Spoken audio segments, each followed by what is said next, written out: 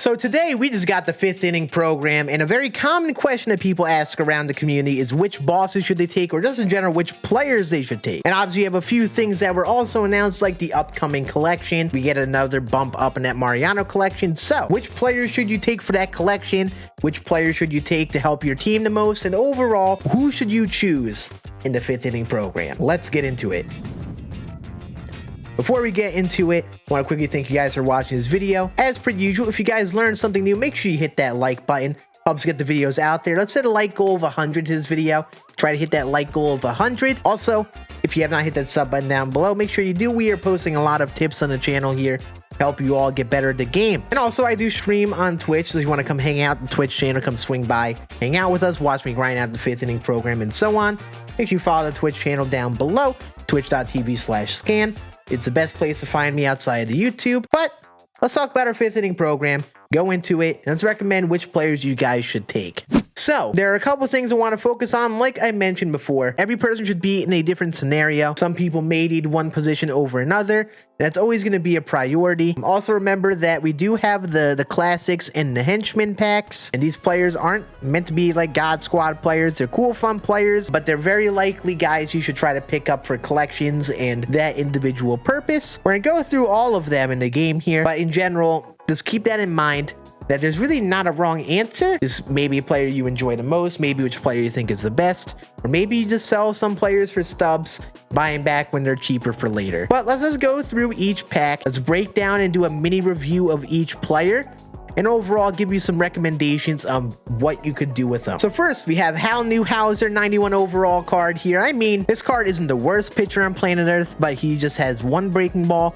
2 fastballs, and a changeup. Are you going to use him in your rotation right now? Very likely not. He's going to be a cheap pickup on the market, and he is just someone who, you know, maybe if you're just hopping on a game for the first time, you could use him, but keep in mind with Newhouser, he's kind of easy to hit, kind of like a Frank Tanana type pitcher where that curveball is really the key pitch, and other than that, you're just seeing dead red fastball, and yet the fastball doesn't have enough on it. So this card isn't the best, but not a bad card by all means. Jimmy Rollins here. His swing usually plays a little glitchy. His card last year was super fun. This J-Roll, though, not really going to be used by many people at this point. He is more of a defender speed type. This card doesn't even have the most power.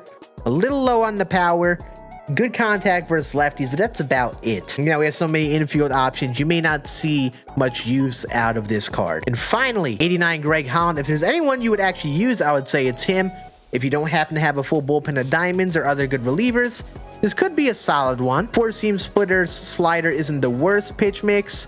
They have different speed differentials and not the worst by all means, but a little low control. Not the most control by all means. Not the most break by all means either, especially on that splitter. But he's definitely not bad, but he's not going to be a late game reliever for most teams. Like I mentioned before, there is a value for collections. If you have a lot of stubs to work with, you're trying to anticipate getting that upcoming collection done that's coming on the 3rd. You will want to collect all 3 of these cards, especially Greg Holland for the second half hero. There aren't that many second half heroes, but also a lot of them are more expensive. So if you need a lot of those, picking up a free to earn one or a cheap one would be especially valuable. But at some point, these guys will get down to 5,000 subs during the program, and I would pick them up at that price point whenever that eventually happens. Either keep them for the collection and sell when it comes out, or just hold on to them for extra. There's no harm to do with it whatsoever. Next, we have our Classics pack. These are cards that they bring back from previous games. Cards that used to be pretty solid fan favorites that make a return. First, we have 93 overall Daniel Vogelback, which looks like a great BR card. The contact versus lefties is an issue though. The defense isn't the worst.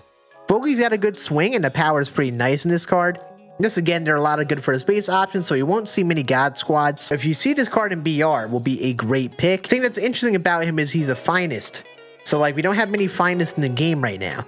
So if they do require finest to be a collection, this card may be a very valuable pickup, especially if you're able to get him at like 5 to 10k stubs, because when that drops and if you happen to need finest, he may go up a good amount, at least for a little bit, just because of the use for that upcoming collection. Next, we have Future Stars Yoan Moncada, which again looks like a great BR card. He has a primary as second base in this card, so for the second base card, very, very good. His swing plays well. He's a switch hitter.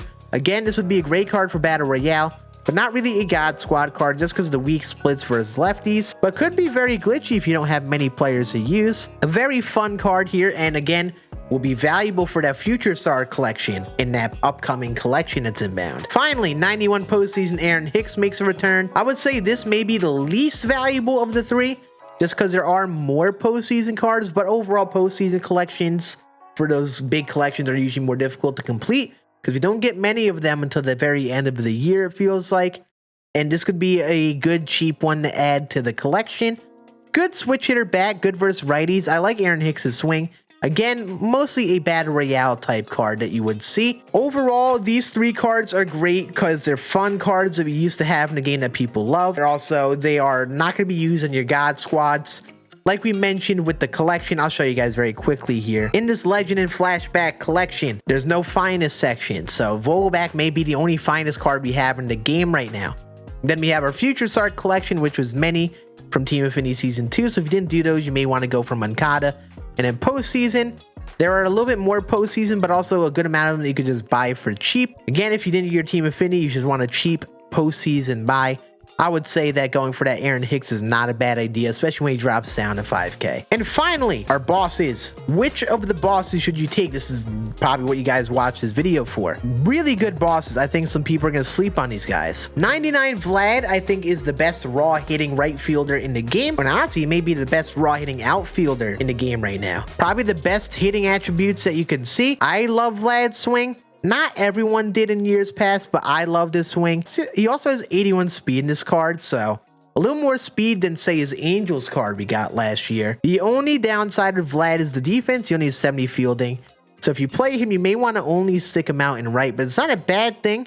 His speed will make up for some of that lower defense and reaction, and the 99 arm will make him a very viable play in right field, or at least left. Overall, an endgame type outfielder. Defi is very usable, and I think is basically that Ralph Kiner card that people were like, oh, he sucks on defense, but actually a little more usable because of his speed. Nolan Ryan, I think people may sleep on this card. A key benefit he has 99 break, control, and outlier on the 4-seam fastball. He basically has the best 4-seam fastball you could have in the game, I would think. If you're on Hall of Fame or Legend difficulty in ranked seasons, this card could be really nasty. Also, the sinker doesn't have the most break or control, but it's good enough. But it's a good change of speed since it'll be at least 5 miles per hour slower than that 4-seam.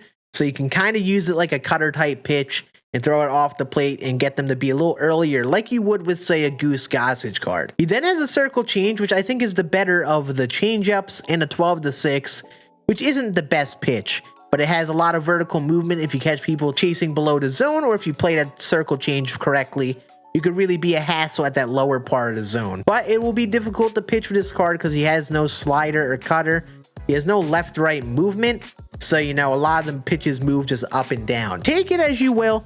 I think he could be a solid pitcher. I don't know if he competes with DeGrom, Edward Cabrera, Al Leiter, any of those dudes, but still a top-tier starter.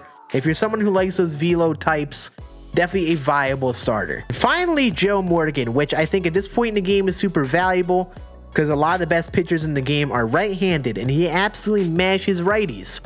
118 contact versus right, and 102 power. He is a lefty second base option. Yes, there are guys like Soriano who are great versus both sides, and same with Jackie Robinson, but I don't think anyone is a lefty and has these kind of splits versus righties.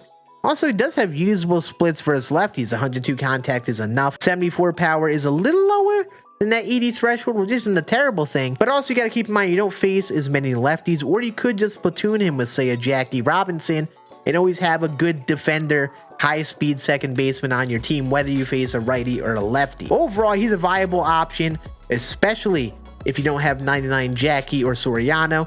You should consider him as your second baseman. If I were to do an overall ranking of the three bosses, I personally think Vlad is going to be the one you see taken and used the most. Even though there are a lot of outfielders, he does have a place on many teams just because of how big that bat is. Nolan Ryan, I think, would be number 2, just because there's always a spot in the rotation for someone like him.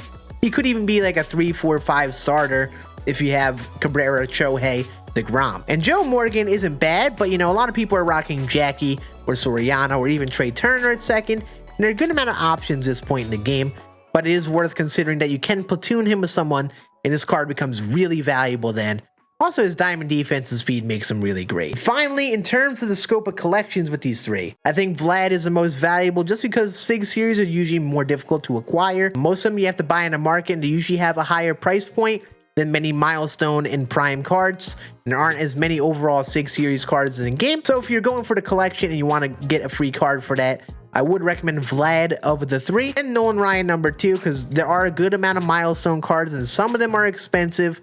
Some of them are really cheap, so you may want to hold on to him, add him to that milestone collection. And then I would say Joe Morgan number 3 because prime cards, a lot of them are cheap.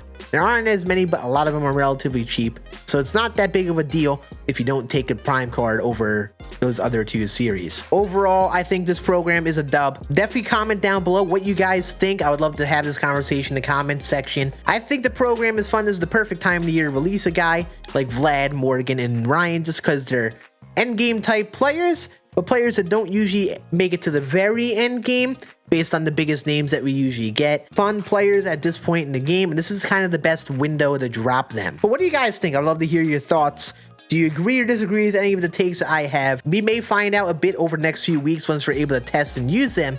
Maybe some of these players prove to be way better than we expect. But that's gonna be it for this video. Hope you guys enjoyed. Have a great rest of your day. I'll see you all again in the next videos later this week. And yeah, have a good one. Deuces.